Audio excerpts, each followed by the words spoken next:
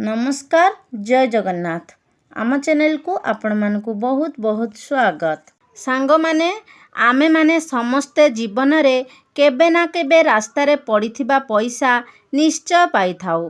ताहा अल्प मात्रा रे अथवा अधिक मात्रा रे प्रत्येक व्यक्ति जीवन रे केबे ना केबे निश्चय रास्ता रे पड़िथिबा पैसा पाई थांती।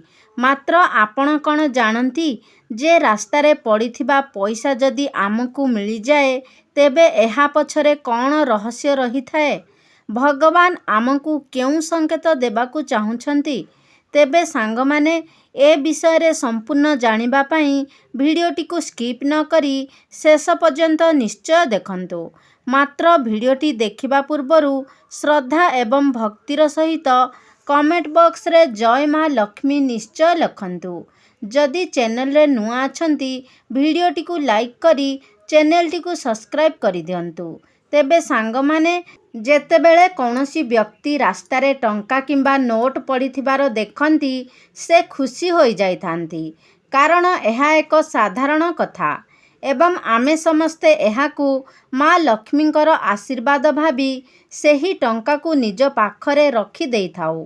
एवं किछि व्यक्ति एपरि मध्य थांती जे से जदि रास्तारू कौनसी टंका पांती ताकू गरीब एवं दरिद्र व्यक्ति मानंकू दान देई देइथांती।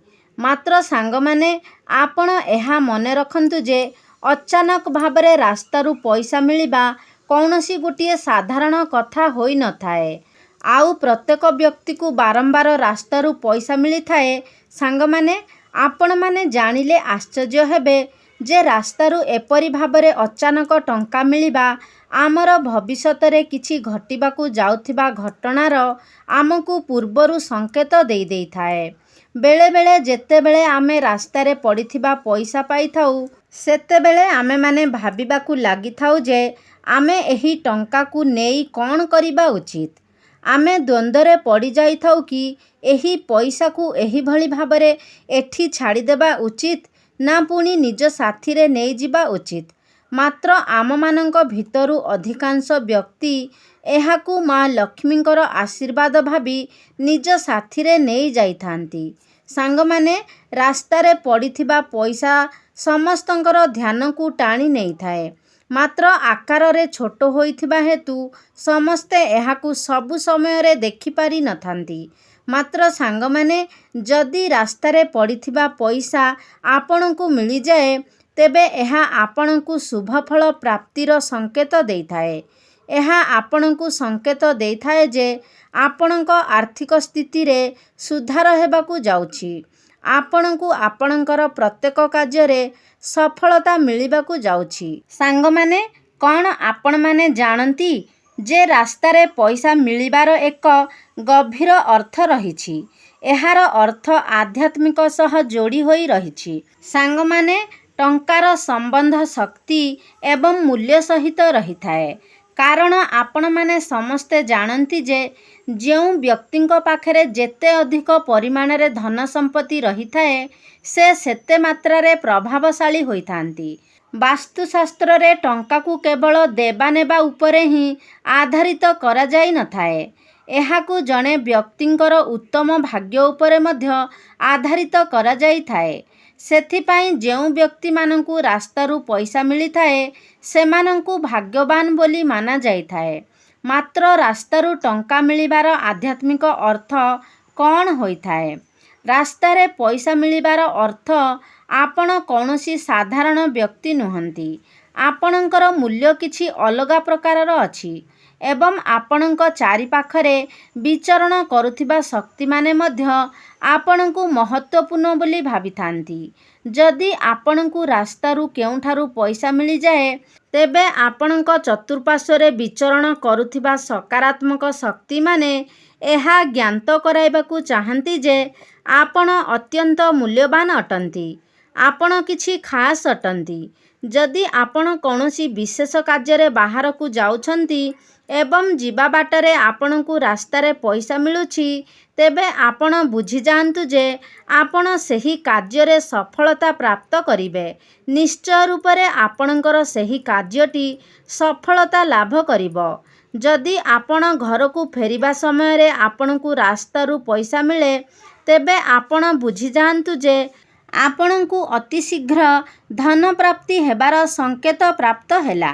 ରାସ୍ତାରେ ଆପଣଙ୍କୁ କୌଣସି ମୁଦ୍ରା ପ୍ରାପ୍ତ ହେବା, ଏହା ମଧ୍ୟ ସଂକେତ ଦେଇଥାଏ ଯେ ଆପଣଙ୍କୁ ଅତି ଶୀଘ୍ର କୌଣସି ଶୁଭ ସମାଚାର ପ୍ରାପ୍ତ ହେବାକୁ ଯାଉଛି, ଯାହାକୁ କି ଆପଣ ବହୁତ ଦିନରୁ ଅପେକ୍ଷା କରି ରହିଥିଲେ।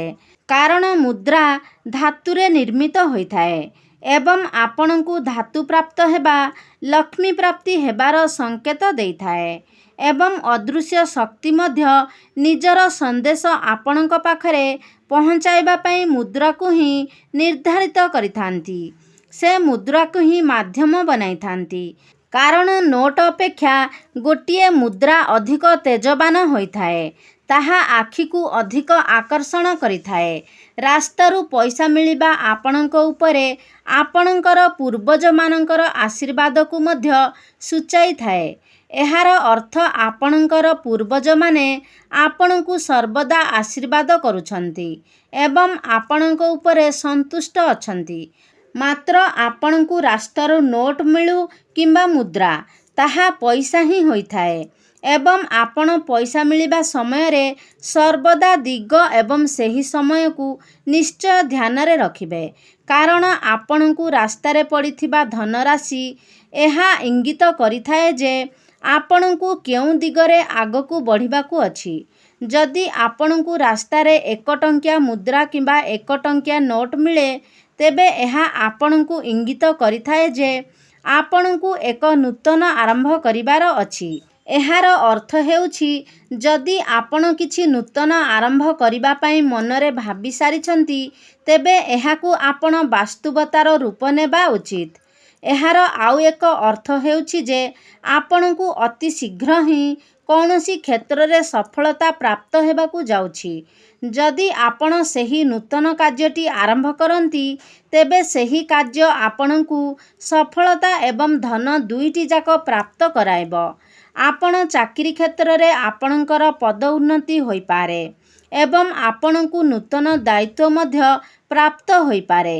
ଯଦି ଆପଣ ବ୍ୟବସାୟ କରୁଛନ୍ତି, ତେବେ ଆପଣ ବ୍ୟବସାୟରେ ବୃଦ୍ଧି ହେବାର ଏହା ସଂକେତ ଦେଇଥାଏ। ତେଣୁ ସେହି ଦିନଠାରୁ ଆପଣ ନିଜ ମନରୁ ସବୁ ଭୟ ଦୂର କରି, ସବୁ ଦ୍ୱନ୍ଦ୍ୱକୁ ସମାପ୍ତ କରି ଆପଣଙ୍କୁ ସେହି ନୂତନ କାର୍ଯ୍ୟକୁ ଆରମ୍ଭ କରିବା ଉଚିତ। ତେବେ ସାଙ୍ଗମାନେ, ଯଦି ଆପଣ ରାସ୍ତାରେ ଯାଉଥିବା କିମ୍ବା ଆସୁଥିବା ସମୟରେ ଆପଣଙ୍କୁ ରାସ୍ତାରେ ପଇସା ମିଳେ, ତେବେ ତୁରନ୍ତ ହିଁ ସେହି ପଇସାକୁ ଆପଣ ନିଜ ସାଥିରେ ନେଇ ଆସନ୍ତୁ ଏବଂ ତାକୁ ଧୋଇ ପ୍ରଥମେ ତା'ର ପୂଜାର୍ଚ୍ଚନା କରନ୍ତୁ। ଏହି ଉପାୟକୁ ଅବଲମ୍ବନ କରିବା ଦ୍ୱାରା ଆପଣଙ୍କ ଜୀବନରେ ଏବଂ ଆପଣଙ୍କ ପରିବାରରେ କଦାପି ବି ଧନର ଅଭାବ ହୋଇନଥାଏ। ମାତ୍ର ସାଙ୍ଗମାନେ, ଯଦି ଆପଣଙ୍କୁ ଏକ ବଡ଼ ରକମର ଟଙ୍କା ରାସ୍ତାରୁ ପ୍ରାପ୍ତ ହୁଏ, ତେବେ ଆପଣଙ୍କୁ ସତର୍କ ରହିବାର ଏହା ସୂଚନା ଦେଇଥାଏ। ଏହାର ଅର୍ଥ ଆପଣଙ୍କୁ ନିଜ ଅନ୍ତର୍ମନକୁ ବୁଝିବାର ଅଛି। ଆପଣ ନିଜ ମନ ଭିତରର ଶବ୍ଦ ଏବଂ ଈଶ୍ୱରଙ୍କର ସନ୍ଦେଶକୁ ଭଲ ଭାବରେ ବୁଝିବାର ଅଛି। ଏହାଦ୍ୱାରା ଆପଣଙ୍କ ମଧ୍ୟରେ ସକାରାତ୍ମକ ପରିବର୍ତ୍ତନ ହେବ ଏବଂ ଆପଣ ନିଜ ଜୀବନରେ ଯାହା ବି କିଛି ପ୍ରାପ୍ତ କରିବା ପାଇଁ ଚାହୁଁଛନ୍ତି, ତାହା ଆପଣଙ୍କୁ ପ୍ରାପ୍ତ ହେବ। ଆପଣଙ୍କୁ ନିଜର ଲକ୍ଷ୍ୟ ଉପରେ ନିଜର ଧ୍ୟାନକୁ ସମ୍ପୂର୍ଣ୍ଣ ମାତ୍ରାରେ କେନ୍ଦ୍ରିତ କରିବାକୁ ହେବ। ଏପରି କରିବା ଦ୍ୱାରା ଆପଣଙ୍କୁ ପ୍ରତ୍ୟେକ କ୍ଷେତ୍ରରେ ସଫଳତା ହିଁ ସଫଳତା ପ୍ରାପ୍ତ ହେବ। ସାଙ୍ଗମାନେ, ଯଦି ଆପଣ ଘରକୁ ଫେରିବା ସମୟରେ ଆପଣଙ୍କୁ ରାସ୍ତାରୁ ଟଙ୍କା ମିଳେ, ତେବେ ଆପଣ ସେହି ଟଙ୍କାକୁ ଆଣି ଧୋଇ ତାକୁ ଭଲ ଭାବରେ ପୂଜାର୍ଚ୍ଚନା କରି ସେହି ଜାଗାରେ ରଖିଦିଅନ୍ତୁ, ଯେଉଁଠାରେ ଆପଣ ନିଜର ସଞ୍ଚିତ ଧନକୁ ଜମା କରୁଛନ୍ତି। ମାତ୍ର ସେହି ଟଙ୍କାକୁ ଆପଣ ସେହି ଟଙ୍କାକୁ ସ୍ପର୍ଶ କରିବାକୁ ଦିଅନ୍ତୁ ନାହିଁ, ଯାହା ଆପଣ ନିଜ ପରିଶ୍ରମରେ ରୋଜଗାର କରିଛନ୍ତି। ଆପଣ ସେହି ରାସ୍ତାରେ ପାଇଥିବା ମୁଦ୍ରାକୁ କୌଣସି କାଗଜ କିମ୍ବା କପଡ଼ାରେ ଗୁଡ଼ାଇ ସେହି ସ୍ଥାନରେ ରଖିଦିଅନ୍ତୁ। ଯଦି ସେହି ସ୍ଥାନରେ ପଡ଼ିଥିବା ମୁଦ୍ରାଟି ଆପଣଙ୍କର ପରିଶ୍ରମ ଦ୍ୱାରା ଅର୍ଜିତ ଧନକୁ ସ୍ପର୍ଶ କରେ, ତେବେ ଆପଣଙ୍କର ଅର୍ଜିତ ଧନ ମଧ୍ୟ ସେହିପରି ବ୍ୟର୍ଥ ହୋଇଯାଇଥାଏ। ମାତ୍ର ସାଙ୍ଗମାନେ ମନେ ରଖନ୍ତୁ ଯେ ଆପଣଙ୍କୁ ଯଦି ଅଧିକ ମାତ୍ରାରେ ଟଙ୍କା ରାସ୍ତାରେ ପ୍ରାପ୍ତ ହେଉଛି, ତେବେ ଆପଣ ଚେଷ୍ଟା କରନ୍ତୁ ଯେ ସେହି ଧନ ଯେଉଁ ବ୍ୟକ୍ତିଙ୍କର, ସେହି ବ୍ୟକ୍ତିଙ୍କ ପାଖରେ ସେହି ଟଙ୍କାକୁ ପହଞ୍ଚାଇ ଦେବା ପାଇଁ ଆପଣ ରାସ୍ତାରେ କିଛି ସମୟ ଅପେକ୍ଷା କରନ୍ତୁ। ଯଦି ଆପଣ ସେହି ବ୍ୟକ୍ତିଙ୍କୁ ପାଇଯାଆନ୍ତି, ତେବେ ଚେଷ୍ଟା କରନ୍ତୁ ଯେ ସେହି ଧନକୁ ସେହି ବ୍ୟକ୍ତିଙ୍କୁ ଫେରାଇ ଦେବା ପାଇଁ। ମାତ୍ର ଯଦି ଆପଣ ସେହି ବ୍ୟକ୍ତିଙ୍କୁ ନ ପାଆନ୍ତି, ତେବେ ଚେଷ୍ଟା କରନ୍ତୁ କୌଣସି ଧାର୍ମିକ ସ୍ଥଳ କିମ୍ବା ଗରିବ ଲୋକଙ୍କ ମଧ୍ୟରେ ସେହି ଟଙ୍କାକୁ ବାଣ୍ଟି ଦେବା ପାଇଁ। ଆପଣ ଏହି କଥାକୁ ବୁଝିଯାଆନ୍ତୁ ଯେ ଭଗବାନ ପ୍ରତ୍ୟେକ ପରିସ୍ଥିତିରେ ଆପଣଙ୍କର ସଚ୍ଚୋଟତାକୁ ପରୀକ୍ଷା କରିଥାନ୍ତି। ସେହି ପଇସାରୁ ଅଳ୍ପ କିଛି ପଇସାକୁ ନେଇ ଆପଣ ସେହି ଉପାୟକୁ ଅବଲମ୍ବନ କରନ୍ତୁ ଏବଂ ବାକି ପଇସାକୁ ଆପଣ ଗରିବ ଲୋକଙ୍କ ମଧ୍ୟରେ କିମ୍ବା ଧାର୍ମିକ ସ୍ଥାନରେ ବାଣ୍ଟି ଦିଅନ୍ତୁ। ଏପରି ପଇସା ମିଳିବା ଆପଣଙ୍କୁ ଆପଣଙ୍କ ପୈତୃକ ସମ୍ପତ୍ତି ପ୍ରାପ୍ତି ହେବାର ମଧ୍ୟ ସଂକେତ ଦେଇଥାଏ। ରାସ୍ତାରେ ପଡ଼ିଥିବା ପଇସା ଦ୍ୱାରା ଆପଣଙ୍କୁ ପ୍ରକୃତରେ ଭଗବାନ ପରୀକ୍ଷା କରିଥାନ୍ତି। ତେଣୁ ଆପଣଙ୍କୁ ସବୁବେଳେ ସଚ୍ଚୋଟ ରହିବା ଉଚିତ, କାରଣ ଭଗବାନ କୌଣସି ବି ପରିସ୍ଥିତିରେ ଆପଣଙ୍କର ପରୀକ୍ଷା ନେଇପାରନ୍ତି। ତେଣୁ ସେହି ପଇସାରୁ ଆପଣ କିଛି ଗରିବ ଲୋକଙ୍କୁ ବାଣ୍ଟି ଦିଅନ୍ତୁ, କିଛି ପଇସା ମନ୍ଦିରରେ ଦାନ କରିଦିଅନ୍ତୁ ଏବଂ କିଛି ପଇସା ନିଜ ପାଇଁ ରଖନ୍ତୁ। ଅଚାନକ ଭାବରେ ମିଳିଥିବା ଟଙ୍କାକୁ ଆପଣ କେବେ ବି ନିଜର ଦୈନିକ ଖର୍ଚ୍ଚରେ ବ୍ୟବହାର କରନ୍ତୁ ନାହିଁ। ଯଦି ଆପଣ ରାସ୍ତାରୁ ଅଚାନକ ଭାବରେ ପାଇଥିବା ପଇସାକୁ ନିଜର ମୌଜ ମସ୍ତି ପାଇଁ ବ୍ୟବହାର କରନ୍ତି, ତେବେ ଭବିଷ୍ୟତରେ ଆପଣଙ୍କୁ ଏହାର ଏକ ବହୁତ ବଡ଼ ମୂଲ୍ୟ ଦେବାକୁ ପଡ଼ିଥାଏ। ଏହା ଆପଣଙ୍କ ବିଷୟରେ ଈଶ୍ୱରଙ୍କୁ ଏହା ସୂଚାଇ ଦେଇଥାଏ ଯେ ଆପଣଙ୍କ ମଧ୍ୟରେ ଏହି ଦାୟିତ୍ୱ ଉଠାଇବାର ଯୋଗ୍ୟତା ନାହିଁ ଏବଂ ଏହା ନିଶ୍ଚୟ ମନେ ରଖନ୍ତୁ ଯେ ଯେଉଁଦିନ ଆପଣଙ୍କୁ ଯେତିକି ଟଙ୍କା ରାସ୍ତାରୁ ମିଳେ, ଆପଣ ସେତିକି ଟଙ୍କା କେବେ ବି ଦାନ କରିବେ ନାହିଁ। ଆପଣ ରାସ୍ତାରୁ ଯେଉଁ ପଇସା ପାଇଥାନ୍ତି, ତାହା ଅନ୍ୟ କୌଣସି ବ୍ୟକ୍ତିଙ୍କର ହଜିଯାଇଥିବା ସମ୍ପତ୍ତି ଅଟେ। ଆପଣ ଯେଉଁ ପଇସାକୁ ରାସ୍ତାରୁ ପାଇ ବହୁତ ଖୁସି ହୋଇଥାନ୍ତି, ସେହି ପଇସାକୁ ଯେଉଁ ବ୍ୟକ୍ତି ହରାଇ ଦେଇଥାନ୍ତି, ସେହି ବ୍ୟକ୍ତି ସେତିକି ଦୁଃଖରେ ଥାନ୍ତି। ପରିଶ୍ରମ କରି ରୋଜଗାର କରିଥିବା ଧନ ଯଦି ଏପରି ଭାବରେ ହଜିଯାଏ, ତେବେ ଯେକୌଣସି ବ୍ୟକ୍ତିଙ୍କୁ ମଧ୍ୟ ଅଧିକ କଷ୍ଟ ହୋଇଥାଏ। ସେହିପରି ଭାବରେ ଯଦି ଆପଣଙ୍କର ଟଙ୍କା କେବେ ହଜିଯାଏ, ତେବେ ମଧ୍ୟ ଏହା ଈଶ୍ୱରଙ୍କର ଆପଣଙ୍କ ପାଇଁ ପରୀକ୍ଷା ହିଁ ହୋଇଥାଏ। ଈଶ୍ୱର ଆପଣଙ୍କୁ ପରୀକ୍ଷା କରିଥାନ୍ତି ଯେ ଆପଣ ନିଜର ଟଙ୍କାକୁ ହଜାଇ ଦେବା ପରେ କିପରି ବ୍ୟବହାର କରିଥାନ୍ତି ଏବଂ ଏହାର ଦୋଷ ଆପଣ କାହା ଉପରେ ଦେଇଥାନ୍ତି।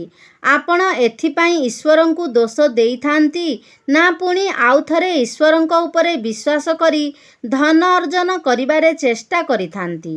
ତେବେ ସାଙ୍ଗମାନେ, ଏହା ଥିଲା ରାସ୍ତାରେ ପଡ଼ିଥିବା ଟଙ୍କା ବିଷୟରେ କିଛି ସୂଚନା, ଯାହା ଆପଣଙ୍କୁ ଈଶ୍ୱରଙ୍କର ସନ୍ଦେଶ ପହଞ୍ଚାଇଥାଏ।